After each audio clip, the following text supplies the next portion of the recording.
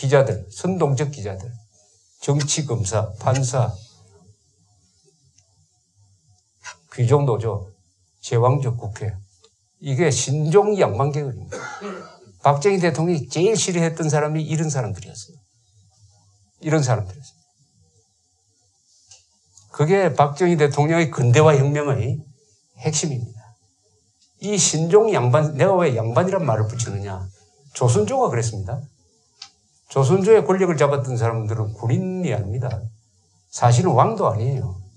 거기에 과거시험 합격해가지고 들어갔던 사람들. 그 중에 실권은 사헌부, 요새는 말하면 검찰 판사입니다. 사관원, 요거는 요새 언론입니다. 공문관, 이건 대학사회, 지식인사회죠. 여기 있던 사람들이 실권을 잡았습니다. 그 사람들이 정치하는 방식이 바로 사화정치죠. 어떤 세력을 몰아내기 위해서 택도 없는 음모를 꾸며가지고 선동을 하고 그 다음에 그 자리에서 물러나게 하는 정도가 아니라 1족을 3족을 멸하는 이 희생, 지금 이렇게 희생되는 게 박근혜 전 대통령 아닙니까? 그런 점에서 한국의 정치는 한쪽으로는 제도로서는 발전을 하는데 그 제도를 움직이는 원리는 아직도 조선조적인 양반 정치입니다. 박정희 그리고 이 따님이 박정희 대통령이 동생을 세울 수 없을 정도로 이렇게 핍박을 받고 있고 따님이 지금 감옥에 가가지고 구속재판을 받고 있다. 불구속 재판이 원칙인 나라에서 구속 재판을 받고 있다는 하는 현실은 뭐냐? 박정희가 깨부수려고 했던 조선조적인 정치생리를 깨부수는데 실패해가지고 그 깨부수려고 하는 조선조적인 양반 정치의 보복을 지금 당하고 있다. 역사적 관점에서. 그렇게 저는 이해를 합니다. 그렇게 이해합니다. 지금 제가 말씀드리려고 하는 것은 지금 저 이후에 아주 강론으로 들어가서 박정희 시절에 대한 많은 이야기를 들으실 것이기 때문에 거기에 대한 뭐 하나의 제가 총론적이면서 또 박정희란 사람에 대해서 긴 글을 쓰고 지금도 항상 머리에 박정희라는 요 세 글자를 넣고 다니는 사람이 생각하는 박정희론입니다. 박정희론입니다. 이 박정희 대통령의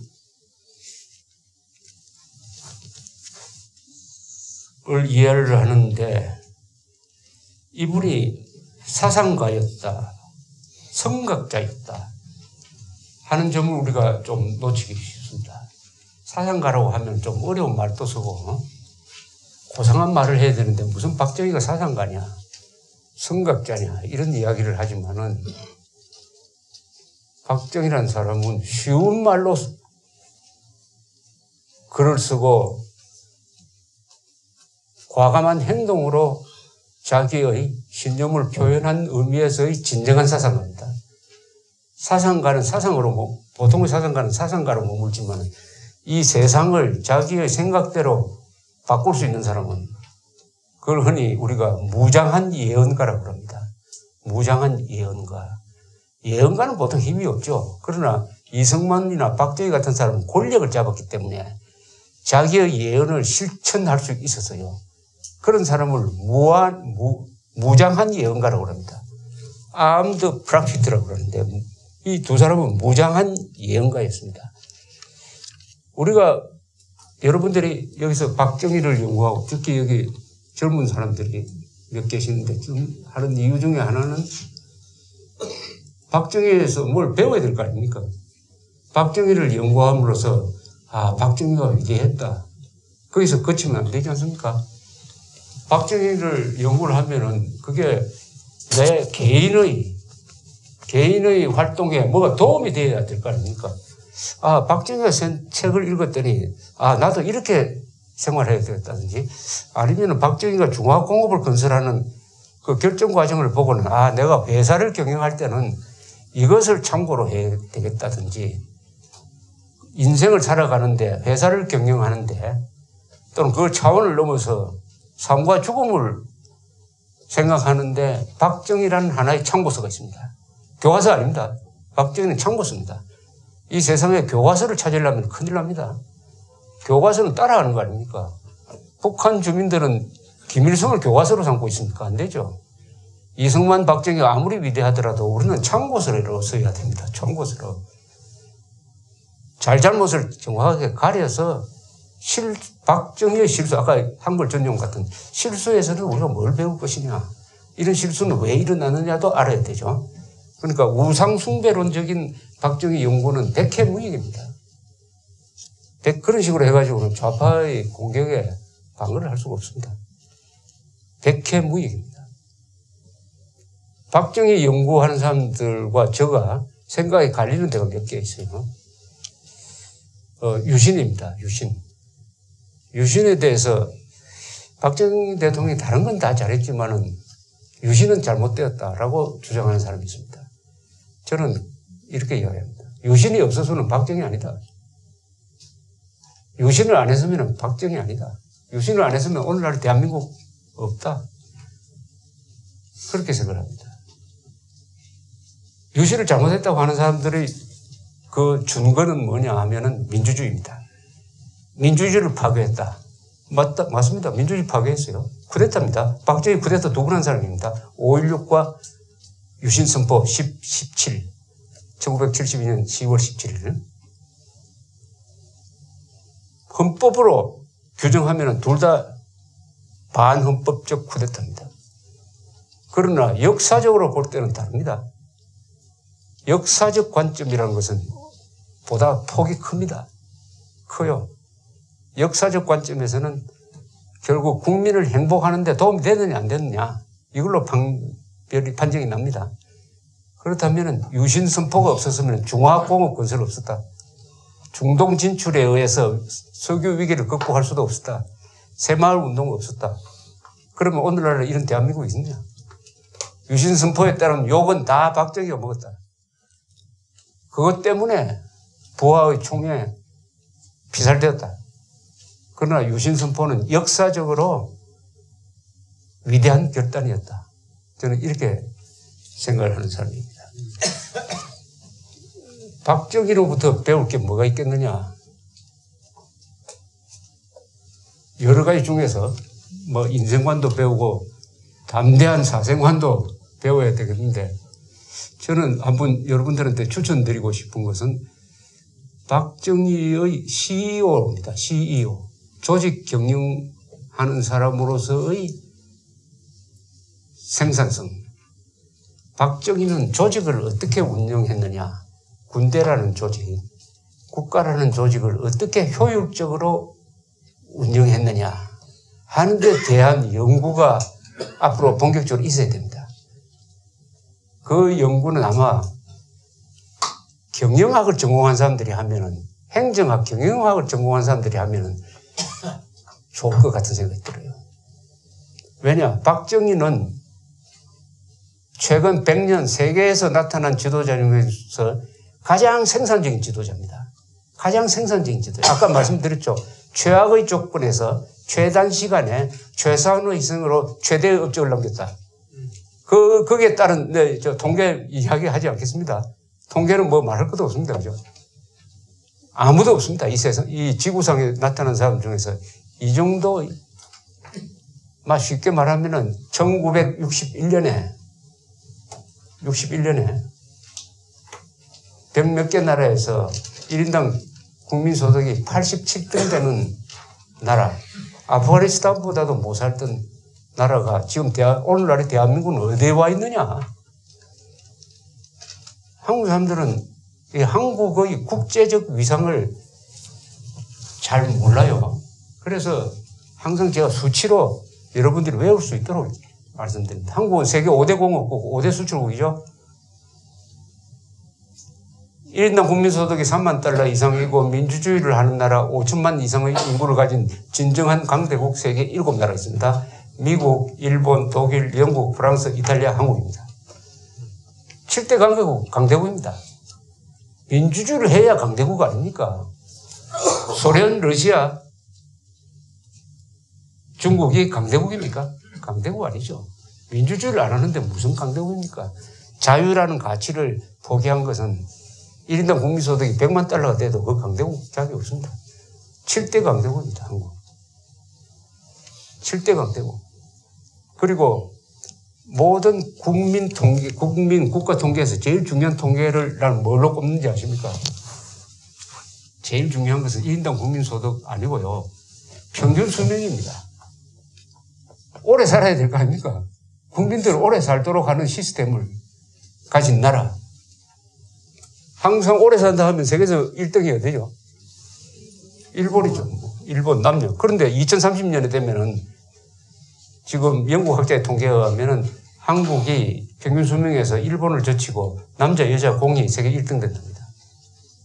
이미 지금도 여자 평균 수명은 통계 잡는 기관에마다 약간 다르지만은 세계에서 3번째 내지 5번째 오래 삽니다. 여자 86세. 우리가 북한 사람보다 12년 오래 삽니다. 남북을 비교할 때 12년. 김일성은 모든 노예들로부터 1인당 12년의 삶을 빼앗아간 자입니다. 1인당 12년. 제가 북한에서 태어났으면 지금 땅속으로 들어갔습니다. 북한 평균 수명 70세, 남자. 남자는 더 짧겠는데, 평균 수명이 아마 70세니까, 여자가 좀 높고, 여자는 70, 한 2, 3세, 남자는 60몇 세 되겠네. 평균 키가, 남자가 한국이 10cm 크지 않습니까? 북한보다. 김일성의 민족 반역자입니다. 민족 이야기 나오니까 김일성, 김정일, 김정은은 민족 반역자, 전쟁 범죄자, 반인류 범죄자입니다. 그다음 그런 때 민족 반역자라는 말을 많이 써야 됩니다. 민족 반역자. 왜 민족 반역자는 동족을 치는 전쟁을 외세를 도움받아가지고 비겁하게 일요일 아침에 했지 않습니까? 동족을 죽인 사람입니다. 북한에서 죽어간 사람들 다 동족이잖아요. 동족을 향한 전쟁.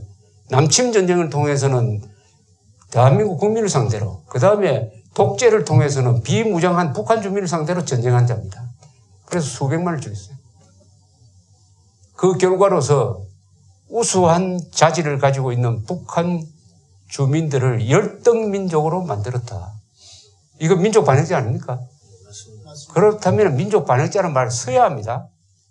김일성이라는 말 나오면 무조건 정관사처럼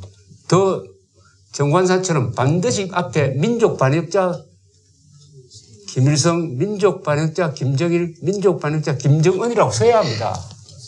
마음에만 가지고 있으면 안 됩니다. 써야 합니다. 여러분들이 무슨 글을 쓰든지 자동적으로 그 말을 써야 돼요. 그럼 거기서 힘이 생기는 거죠. 그 말에서 힘이 생기는 겁니다. 쓰지 않고 복잡하게 이야기하면 안 됩니다.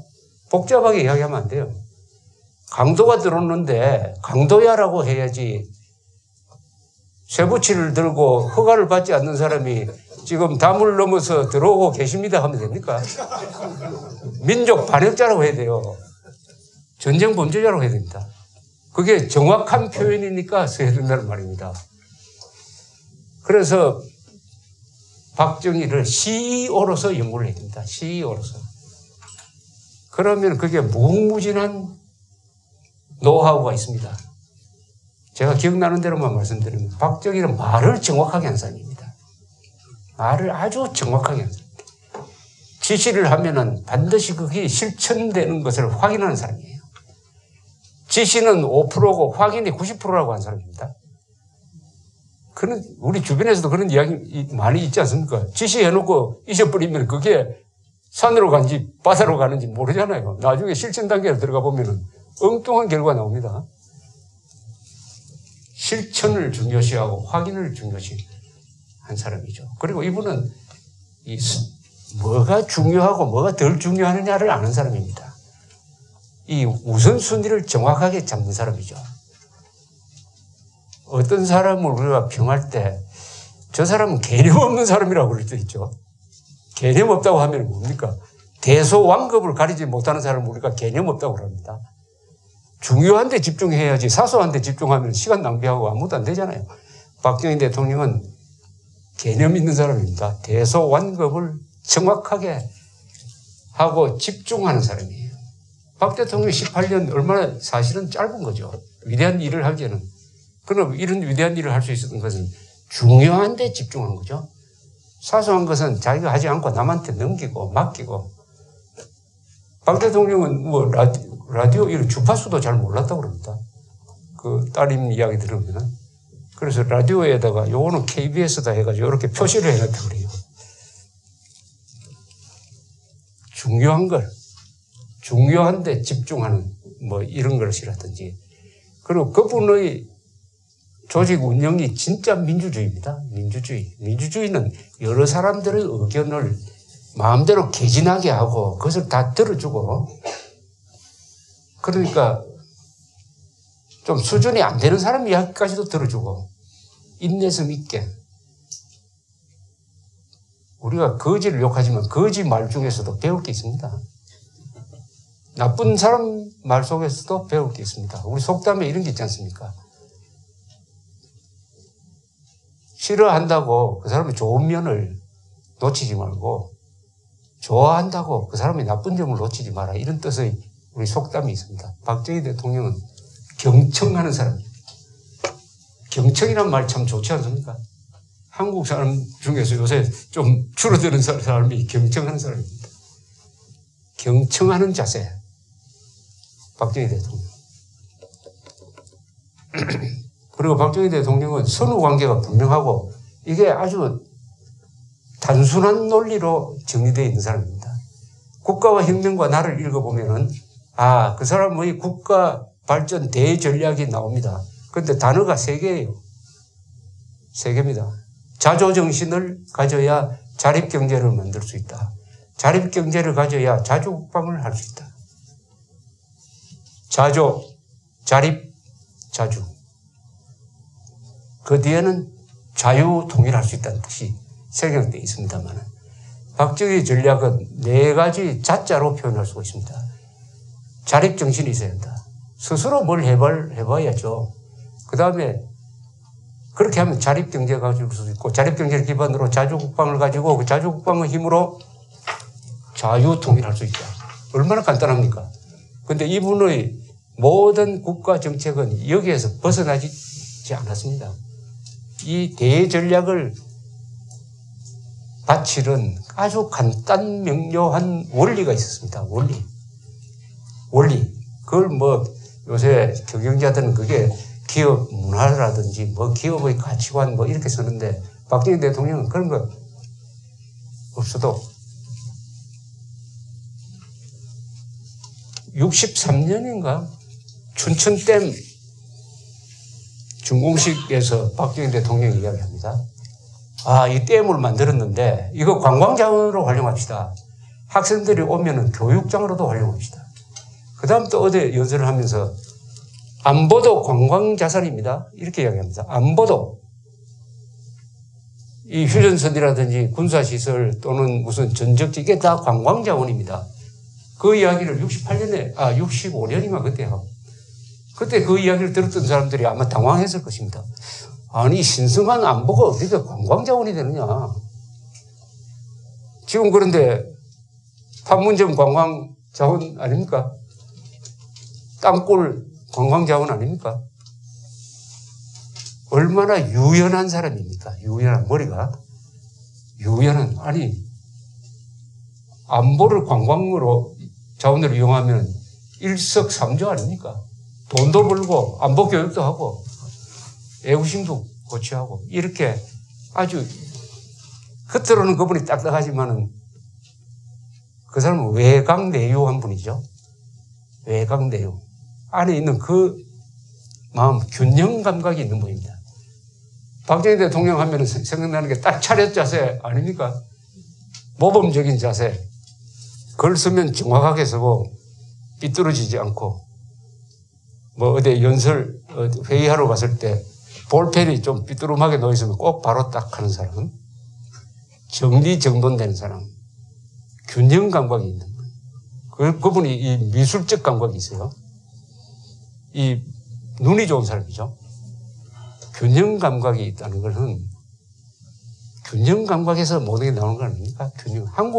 제가 한국에서 기자 생활을 하면서 한 48년 동안 나를 웃긴다는 사람 또는 나쁜 사람, 좋은 사람 이렇게 만나보면서 느낀 게 한국 사람 중에서 아주 드문 사람들이 몇 가지 타입이 있습니다. 첫째, 균형 감각이 있는 사람이 한국 사람 참 드뭅니다. 균형 감각. 균형 감각이 있습니다. 자기가 좋아하는 쪽으로 막 밀고 나가고 자기가 싫어하는 쪽으로 밀고 나가고 해서 거기에 맞춰서 보려고 합니다. 균형 감각이 있는 사람이 참 드뭅니다. 그 다음 너그러운 사람이 드물어요. 너그러운 사람. 대인이 좀 너그러운 사람. 용서도 하고 이해도 하고 너그러운 사람이 좀 부족하다는 것을 느낍니다. 박정희 대통령은 너그러운 사람이고 균형 감각이 있는 분이었습니다. 그 박정희를 만들어낸 것은 한국이죠. 한국이란 뭐냐? 한자 문화, 유교적 가치관, 한국입니다. 그분은 그러나 유교 중에서도 교조적 유교를 굉장히 싫어했습니다. 그러나 유교적 정신은 좋아합니다. 그 다음에 이분이 일본 교육을 받았습니다. 일본 교육을 통해서 북북 강병의 비전을 얻었죠. 국가주의죠. 국가주의. 군인정신.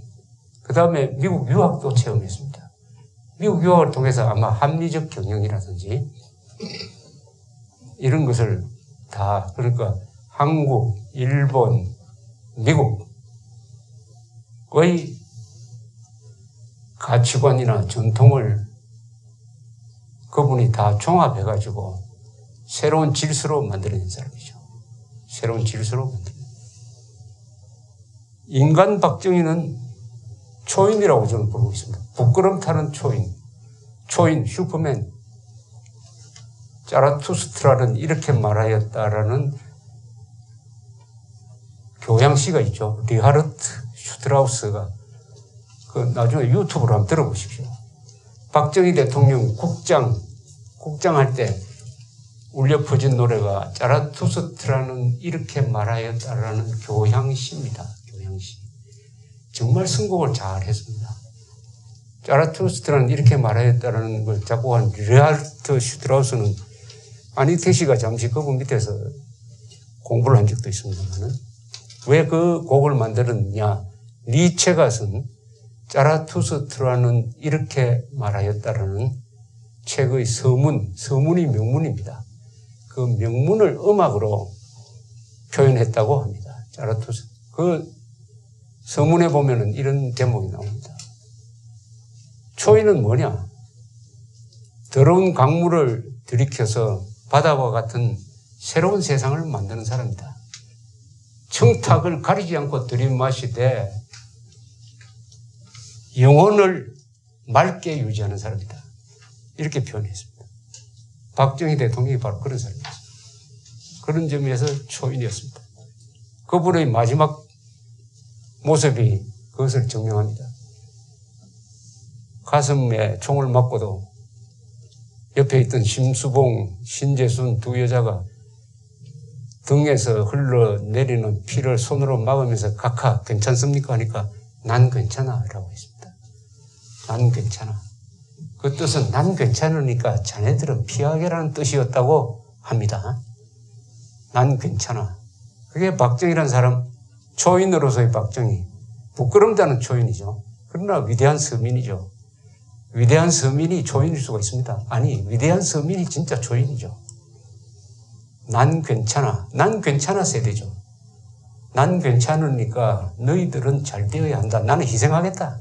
박정희 대통령의 자극적으로 나오는 연설, 우리는 후손들한테 가난을 물려주지 않는 희생하는 세대가 되어야 합니다. 아니 세계 민주주의 국가는 나라에서 우리 세대는 희생해야 합니다라고 연설했다가는 어떻게 되겠습니까? 박정희는 그렇게 한 사람입니다. 난 괜찮아 세대죠. 난 괜찮아 세대. 난 괜찮아 세대가 어떻게 박정희 한 사람뿐이겠습니까? 박정희가 영웅이라면 영웅이죠. 다른 영웅과 다른 점이 있습니다. 박정희. 자기 혼자서만 영웅이 된 사람이 아닙니다.